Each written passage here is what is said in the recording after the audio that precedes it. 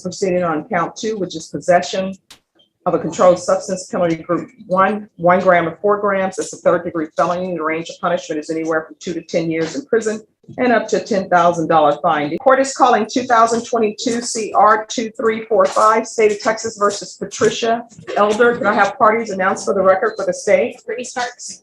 Defense? Andres can't be for the defense. And are you Miss Elder? Yes, ma'am. Defense, I'm showing you the discovery acknowledgement. Have you received all the discovery in this case, and did you review it with your client? To the best of my knowledge, Your Honor. Court will find that the state is in compliance with discovery.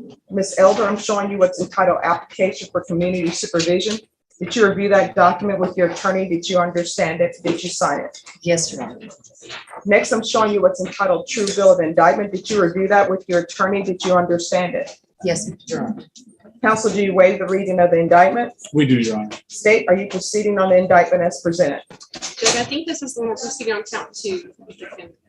Yes. Waiving count 1. And also, Ms. Elder, I'm going to show you what's entitled court admonishments, defendants waivers, and affidavit of admonitions. Did you review that document with your attorney? Did you understand it? Did you sign it in all the appropriate places? Yes, Your Honor. Did you understand the state is proceeding on count 2, which is possession of a controlled substance, penalty group 1, 1 gram or 4 grams. It's a third-degree felony. The range of punishment is anywhere from 2 to 10 years in prison and up to a $10,000 fine. Did you understand? Yes, Your Honor. If you have a plea bargain agreement with the state, the court does not have to follow your plea bargain agreement. If for any reason the court does not follow your plea bargain agreement and gives you more than you bargained for, the fact that you entered a plea will not be used against you, and you will be allowed to withdraw your plea. Did you understand? Yes, Your Honor. Did you understand you have a right to jury trial, a right for you or your attorney to cross-examine and confront any witnesses the state will call, and the right to remain silent?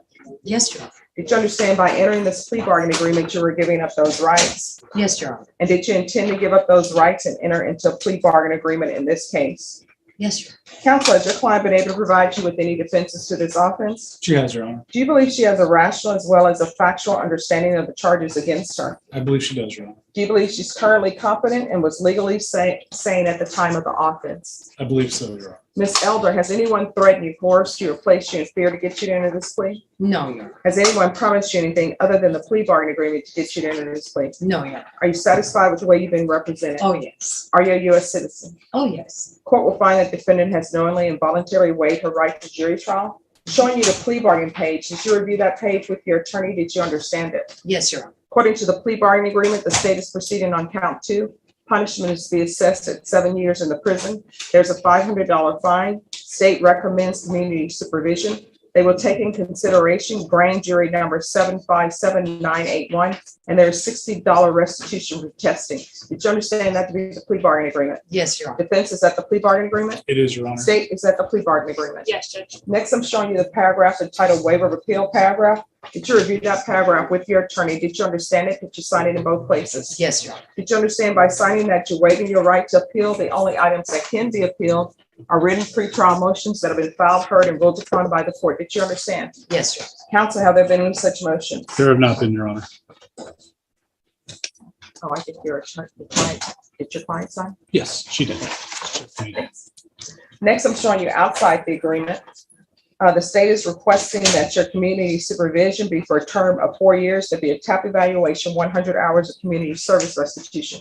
Did you understand those are recommendations from the state, and the court does not have to follow those recommendations? Yes, Your Honor. Then to count 2 in the indictment, how do you plead? Guilty, not guilty, or no contest? I plead guilty, Your Honor. State any evidence. Yes, Judge. State office State Exhibit 1 and all attachments. No objections, Your Honor. Ms. Elder, I'm showing you what's entitled waiving consent to stipulation of testimony and stipulations. Did you review that document with your attorney? Did you understand it, and did you sign it in all the appropriate places? Yes, Your Honor. Again, did you understand you have a right to jury trial, a right for you or your attorney to cross-examine and confront any witnesses the state will call, and the right to remain silent? Yes, Your Honor. Did you understand that today the state will be presenting evidence in the form of witnesses' statements and police reports, but most importantly, there will be no live testimony? Did you understand? Yes, Your Honor. Court will find that defendant has knowingly and voluntarily waived and consented to stipulation of testimony and stipulations. Court will accept into evidence states exhibits 1 and attachments and review the same.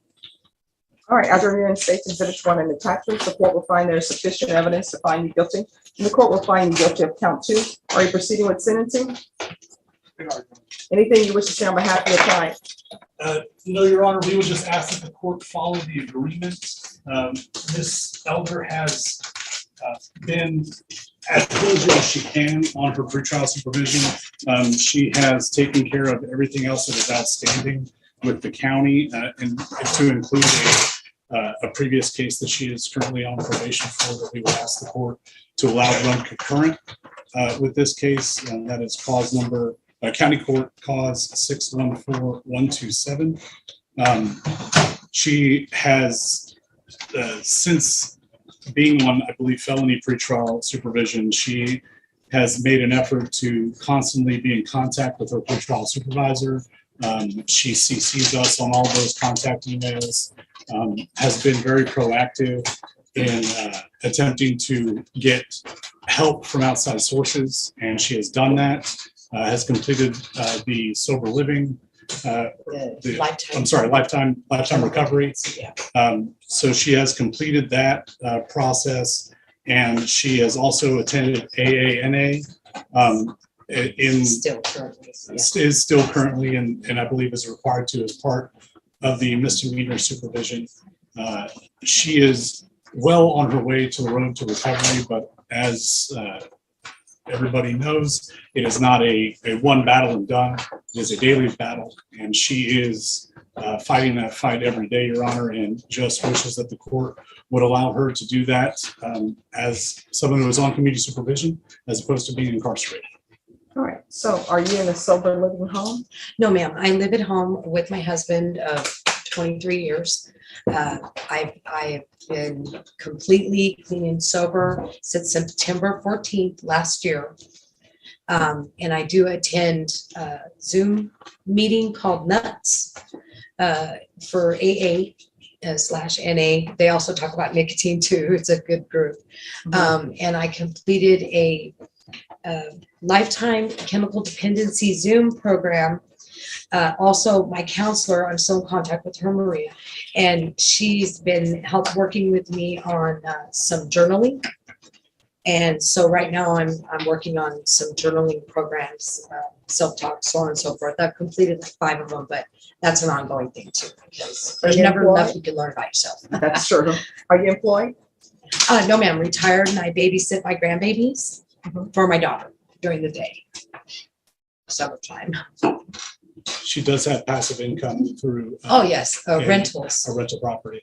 I rent So she my, does have yeah. the ability to pay these. The state has recommended a fairly low fine, and we're appreciative of that yes. because her income is fixed. And if the court would like, I would like to approach and tender the lifetime recovery certificate.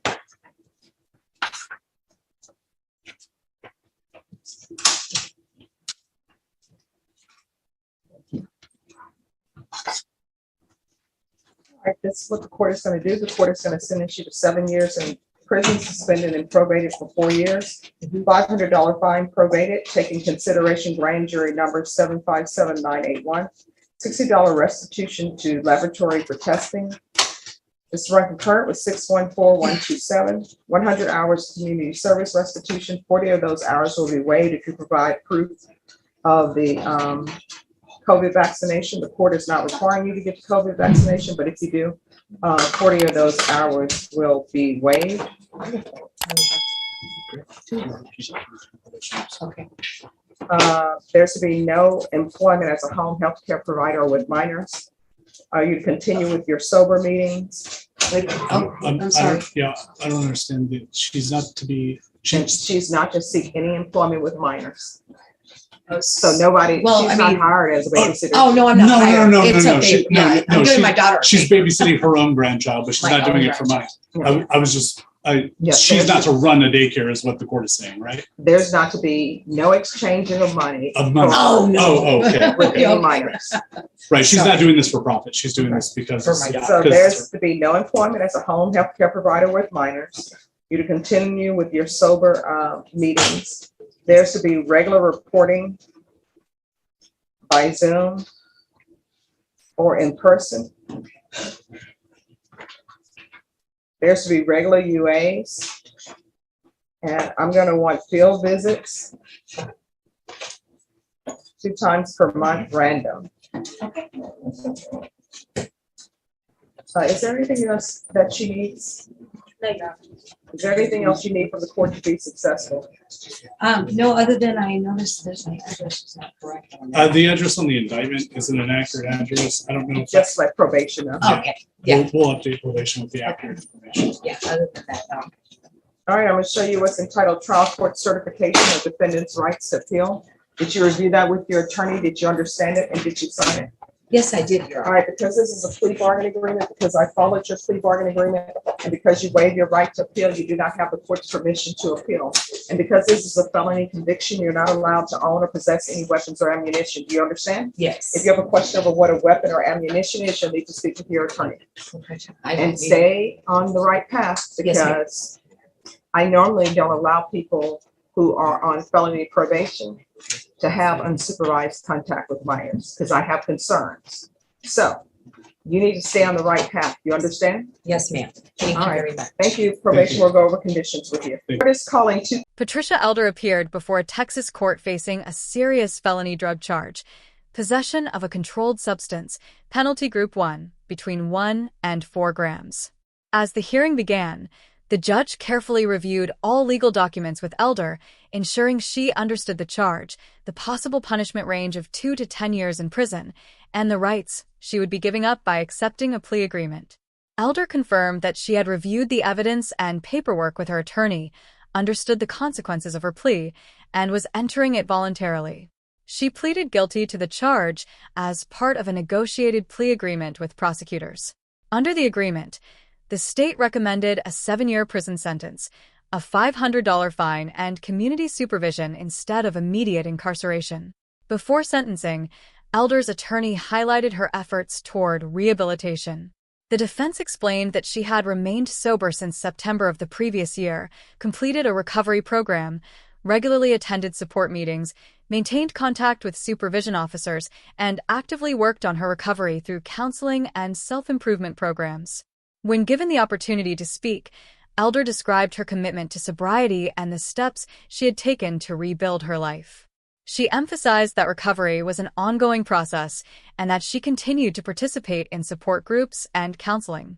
After considering the plea agreement and Elder's progress, the judge accepted the recommendation. The court sentenced Elder to 7 years in prison, suspended the sentence, and placed her on 4 years of probation. Additional conditions included a $500 fine, restitution payments, community service, regular drug testing, field visits, and continued participation in recovery programs. The judge concluded by encouraging Elder to stay on the right path, warning that maintaining sobriety and complying with probation conditions would be critical to her future success.